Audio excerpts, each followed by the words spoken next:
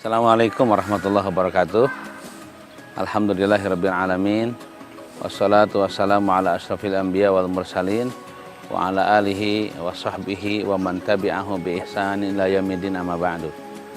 Pemirsa yang budiman, sekarang kita akan mencoba membahas bersama terkait dengan konsep agama Islam tentang kehidupan. Ternyata Islam punya konsep yang sangat unik karena Islam memiliki konsep kehidupan yang seimbang dunia akhirat, seimbang materi dan rohani.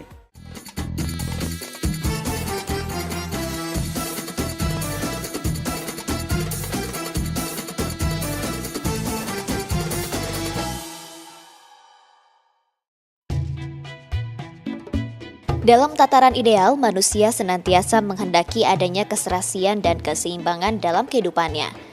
Namun dalam realitanya, seringkali manusia secara sadar maupun tidak mengingkari keseimbangan. Ketidakseimbangan tersebut bukan hanya pada ruang lingkup sosial, bahkan pada dirinya sendiri. Hal ini dapat dilihat dari kecenderungan manusia untuk lebih memperhatikan keperluan jasmaniah dan menafikan keperluan rohaniah. Manusia senantiasa berlomba dalam pemenuhan keperluan fisik, namun manusia terlalu pelit untuk pemenuhan keperluan rohaniahnya.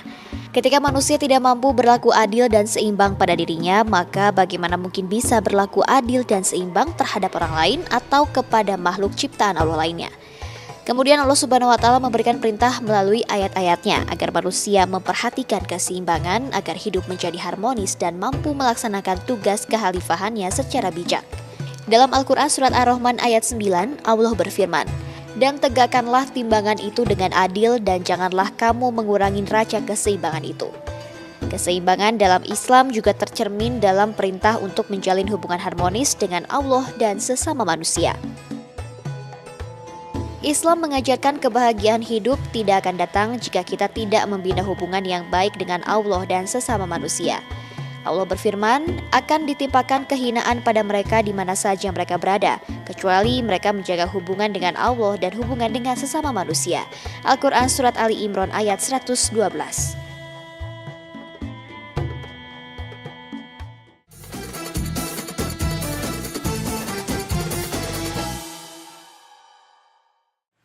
Pemirsa yang budiman, ternyata agama Islam ini agama yang hadir, diturunkan oleh Allah Subhanahu wa Ta'ala.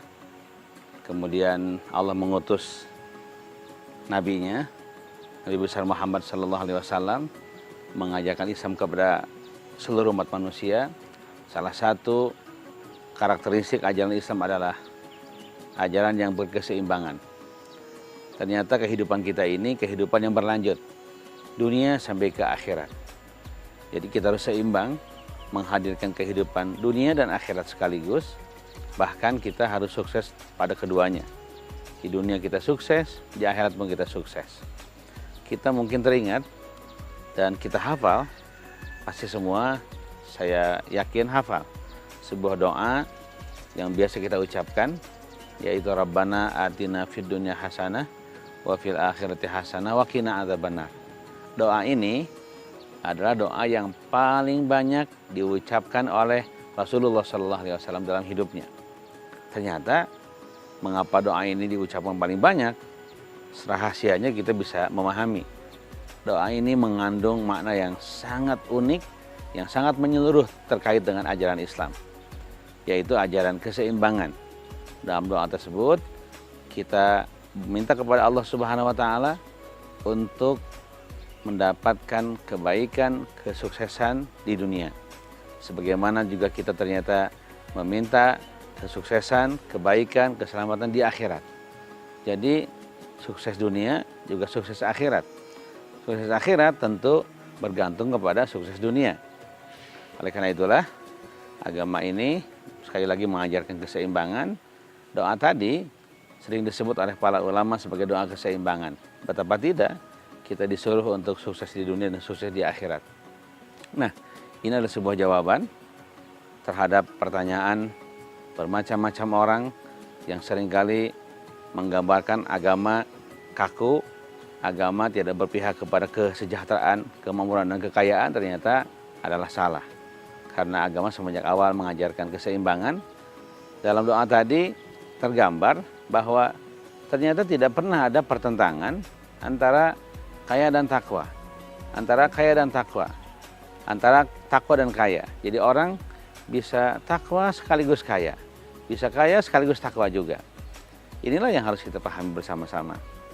Dalam sebuah hadis Nabi yang tentu semakin memperjelas doa tadi atau makna dan arti doa tadi, Nabi pernah bersabda, ni'mal malu salihu fi yadi rajuli salih. Sebaik harta yang baik adalah harta yang dikelola oleh orang yang baik-baik. Jadi seharusnya orang yang baik-baik, orang yang soleh, orang yang rajin beribadah, orang yang bertakwa kepada Allah, itulah orang-orang yang mengelola kekayaan di alam semesta ini. Mengapa harus begitu? Sebab apabila kekayaan dikelola oleh orang baik-baik, oleh orang yang bertakwa, oleh orang yang takut kepada Allah, maka pasti pengelolaannya akan ada pada jalan yang benar. Pengelolaannya untuk sepenuhnya didedikasikan dalam rangka takwa dan patuh serta berhamba kepada Allah Subhanahu wa taala. Itulah hadis yang lebih menguatkan doa yang biasa kita ucapkan bersama-sama. Banyak lagi nanti ayat-ayat Al-Quran dan hadis-hadis Nabi yang insya Allah kita akan bahas secara bersama-sama untuk lebih memperjelas apa yang dimaksud dengan keseimbangan dalam konsep agama Islam, yaitu keseimbangan dunia akhirat, keseimbangan materi dan rohani, dan itulah kehidupan yang harus kita gapai bersama-sama secara sukses. Jadi ketika adzan Jumat berkumandang, kita harus segera bergegas ke masjid, tinggalkan semua transaksi perdagangan kita.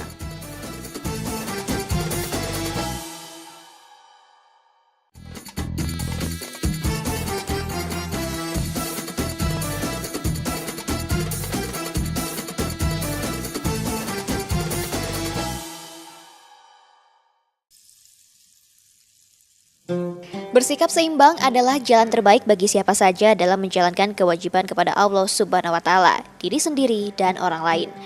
Rasulullah SAW adalah contoh utama dalam melaksanakan kewajiban yang penuh keseimbangan.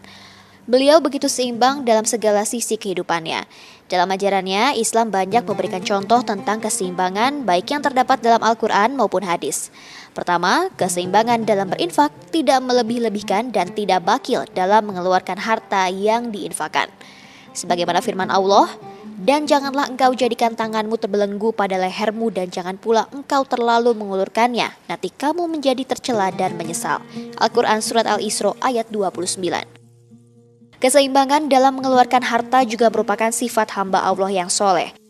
Dan termasuk hamba-hamba Tuhan yang Maha Pengasih, orang-orang yang apabila menginfakkan harta, mereka tidak berlebihan dan tidak pula kikir di antara keduanya secara wajar. Al-Quran Surat Al-Furqan ayat 67. Lalu keseimbangan dalam beristirahat dan bekerja.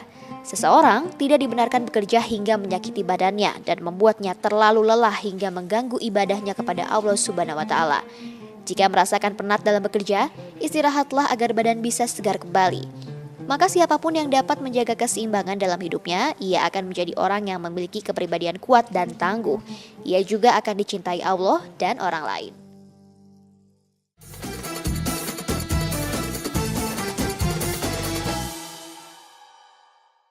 Pemirsa yang budiman, dalam ayat yang lain Allah berfirman, juga ini menjelaskan terkait dengan keseimbangan kehidupan dunia akhirat, materi rohani.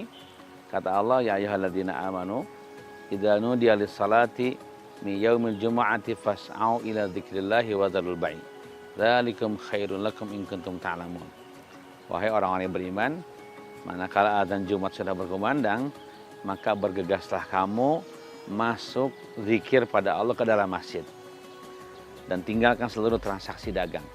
Yang demikian itu lebih baik bagi kalian jika kalian mengetahui. Jadi ketika adzan Jumat berkumandang, kita harus segera bergegas ke masjid, tinggalkan semua transaksi perdagangan kita. Tinggalkan semua kegiatan-kegiatan keduniaan kita. Ini momentum kerohanian.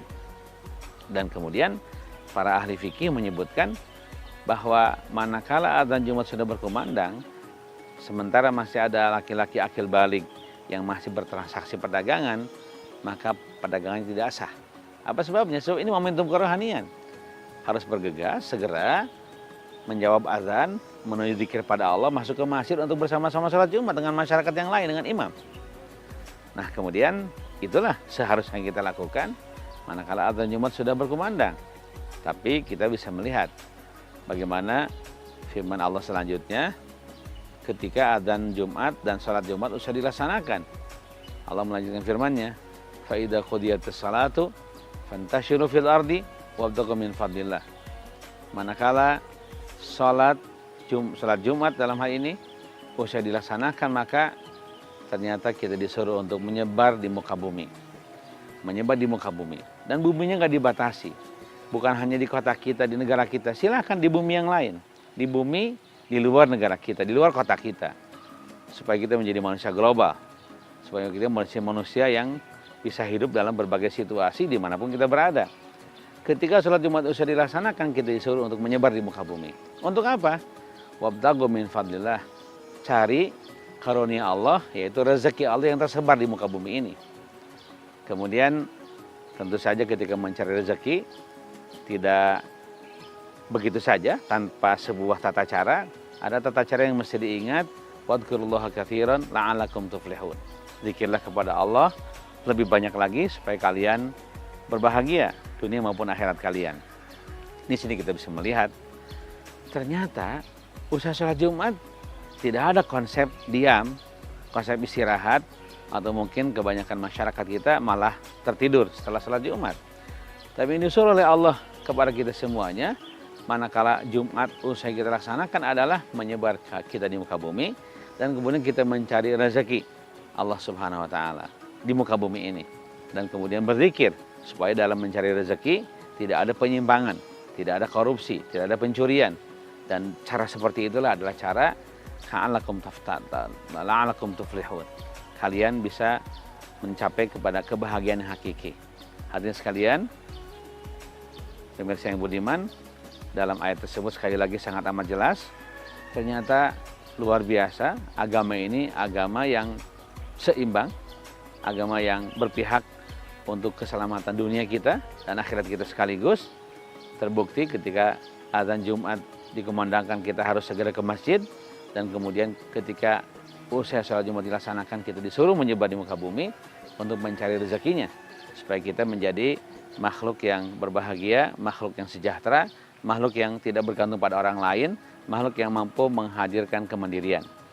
Pada saat yang bersamaan tentu seorang manusia, seorang muslim harus mampu mengolah alam semesta dengan baik, di samping taat kepada Allah Subhanahu wa Ta'ala. Karena tentu saja bahan kehidupan kita, suplai kehidupan kita, seluruhnya berasal dari alam semesta ini. Oleh karena itulah, ketika kita mau hidup seimbang, maka kita harus punya kemampuan untuk mengolah alam semesta dengan baik, supaya hasil olahannya menjadi pendapatan, pendapatan kita menjadi kesejahteraan, dan dengan kesehatan tersebut kemudian kita mampu melaksanakan ibadah kepada Allah Subhanahu wa Ta'ala dengan leluasa, dengan penuh kekhidmatan, kehusuan. Karena ternyata manakala kita sejahtera, manakala kita merasa aman di muka bumi ini, disitulah kita akan merasakan kehusuan beribadah kepada Allah Subhanahu wa Ta'ala. Allah berfirman, "Fal ya'budu rabb hadzal bait alladzi atamahum min ju'in wa amanahum min khauf." Sembahlah oleh kalian wahai manusia rumah Allah Subhanahu wa Ta'ala, pemilik rumah ini, rumah Ka'bah maksudnya. Siapakah Allah itu? Dialah Allah yang memberi makan kepada kalian sehingga kalian lepas dari rasa lapar, dan memberi rasa aman kepada kalian, dan kalian lepas dari ketakutan. Nah, ketika manusia ada pada ada pada kesejahteraannya, dia tidak lapar. Ketika manusia ada pada rasa amannya, dia tidak takut. Disitulah manusia akan sampai kepada situasi di mana dia sangat khusyuk, sangat khidmat beribadah kepada Allah Subhanahu wa Ta'ala. 9 di antara 10 sahabat Nabi yang dijamin surga yang saya sebutkan tadi, itu adalah orang-orang kaya. Ini menunjukkan bahwa ternyata antara kaya dan surga nggak ada pertentangan.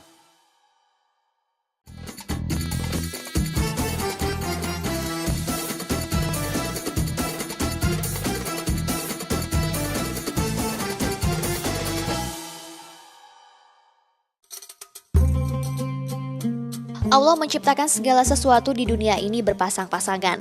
Ada siang, ada malam, ada bumi, ada langit, ada matahari, ada bulan, ada insan laki-laki, ada insan perempuan, supaya memberi manfaat untuk mencari keridhaan Allah Subhanahu wa Ta'ala. Agar keseimbangan kehidupan seorang insan tercapai, dunia bahagia, akhirat bahagia. Kehidupan dunia hanyalah sementara dan bersifat semu belaka. Kehidupan yang sesungguhnya adalah kehidupan di akhirat. Oleh karena itu, manusia tidak boleh melupakan diri serta mengabaikan tujuan penciptaan manusia untuk beribadah kepada Allah. Untuk mencapai tujuan penciptaan manusia, kita membutuhkan keseimbangan antara kehidupan dunia dan akhirat. Kita tidak boleh berlebihan mencintai dunia dan melupakan akhirat, karena Allah tidak menyukai orang-orang yang berlebihan. Bila kita terlalu berlebihan mengejar kesenangan duniawi, maka kita akan terperosok menjadi manusia yang serakah. Sebaliknya, bila kita terlalu mengejar akhirat tanpa mempedulikan dunia, maka kita akan bisa menjadi manusia apatis yang tidak peduli lagi kepada keadaan di sekitar kita. Padahal menurut ajaran Islam, iman dan amal soleh harus seimbang dan tali silaturahmi harus tetap dijaga. Sebagai manusia, kita pun harus senantiasa mensyukuri karunia Allah yang tiada terbatas, tak bisa terhitung lagi. Sebagaimana firman Allah, dan carilah dengan apa yang dianugerahkan Allah untuk kebahagiaan akhirat. Dan janganlah kamu lupakan bagianmu dari kenikmatan duniawi dan berbuatlah kebaikan sebagaimana Allah telah berbuat baik kepadamu. Dan janganlah kamu berbuat kerusakan di muka bumi. Sesungguhnya Allah tidak menyukai orang-orang yang berbuat kerusakan. Al-Quran Surat Al-Qasas ayat 77.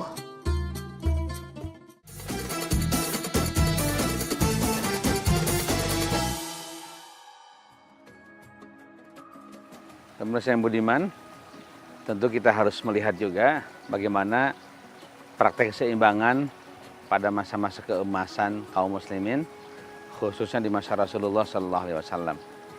Tentu konsep ini harus menjelma pada sebuah tatanan masyarakat yang nyata, seperti apakah konsep tersebut terjadi di kalangan kaum muslimin di masa silam maupun di masa sekarang.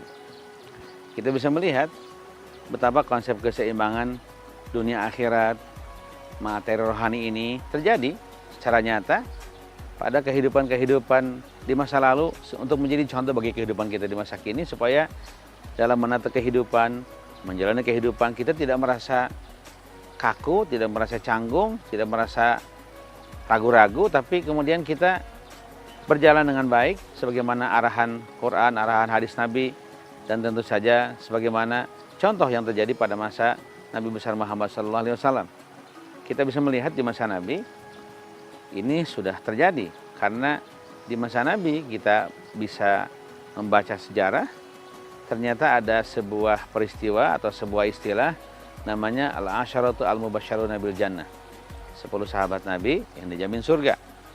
Ternyata sangat unik, ya. Atau mungkin 10 sahabat Nabi itu kalau mau disebut satu persatu, yang pertama Abu Bakar, Umar, Utsman, Ali, itu 4 sahabat Nabi Khulafaur Rasyidin, tambah 6 yang lainnya 10. Ternyata yang sangat unik adalah 9 di antara 10 sahabat Nabi yang dijamin surga, yang saya sebutkan tadi, itu adalah orang-orang kaya. Ini menunjukkan bahwa ternyata antara kaya dan surga nggak ada pertentangan. Inilah yang harus kita koreksi di masyarakat kita. Di masyarakat kita masih ada orang yang memahami bahwa tidak mengapa miskin juga, fakir juga, asal beriman. Buat apa kalau kemudian kaya raya tapi tidak beriman? Kan seringkali di pertentangan seperti itu. Seringkali di pertentangan seperti itu. Seharusnya kan tidak ada pertentangan seperti itu. Mengapa kemudian kita tidak memilih kaya dan sejahtera juga beriman, juga ahli surga, sebagaimana 9 di antara 10 sahabat Nabi yang jamin surga.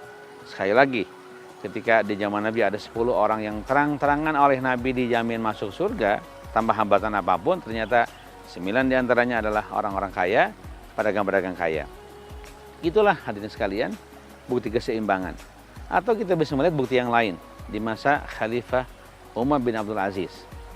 Pada saat Khalifah Umar bin Abdul Aziz memimpin kaum muslimin saat itu, ternyata dunia dibuat tercengang dengan sebuah kondisi di mana peradaban pada saat itu mampu menghadirkan peradaban materi berupa kesejahteraan yang memadai bagi masyarakatnya dengan kesejahteraan rohani berupa ketakwaan dan ketaatan manusianya saat itu yang sangat membanding pula kepada Allah Subhanahu wa taala. Betapa tidak, pada saat itu tidak ada seorang pun yang berhak menerima zakat. Seluruh kaum muslimin ternyata menjadi muzaki atau menjadi orang yang berhak untuk mengeluarkan zakat. Bukan mustahik, bukan berhak menerima zakat. Itu yang kemudian terjadi pada saat yang silam. Tentu ini adalah contoh yang real di masyarakat yang terjadi sebagai konsep yang nyata dari sebuah konsep yang ada pada Quran dan Sunnah Nabi yang diberikan, diajarkan kepada kita oleh Allah dan Rasulnya. Dan tentu saja kita harus meniru konsep tersebut. Kita pun masyarakat Indonesia, kaum muslimin di Indonesia mampu ke depan menghadirkan ketakwaan dan kemudian ketaatan kepada Allah sekaligus kemakmuran yang tiada tara, sehingga disitulah kita kembali mampu menghadirkan makna doa yang paling monumental yang biasa diucapkan Nabi dalam kehidupannya, dan paling banyak Nabi mengucapkan doa ini, yaitu doa Rabbana atina fid dunya hasanah wa fil akhirati hasanah wa qina adzabannar. Demikian hadirin sekalian, dan kemudian mari kita berdoa pada Allah Subhanahu wa taala, mudah-mudahan Allah memberikan keteguhan kepada kita, menghadirkan keimanan, ketakwaan pada kita, dan kita semuanya mampu menjadi hamba-hamba Allah yang selamat dunia akhirat. Rabbana atina fid dunya hasanah wa fil akhirati hasanah wa qina adzabannar. Subhana rabbika rabbil izzati amma yasifun wa salamun alal mursalin walhamdulillahi rabbil alamin. Wassalamualaikum warahmatullahi wabarakatuh.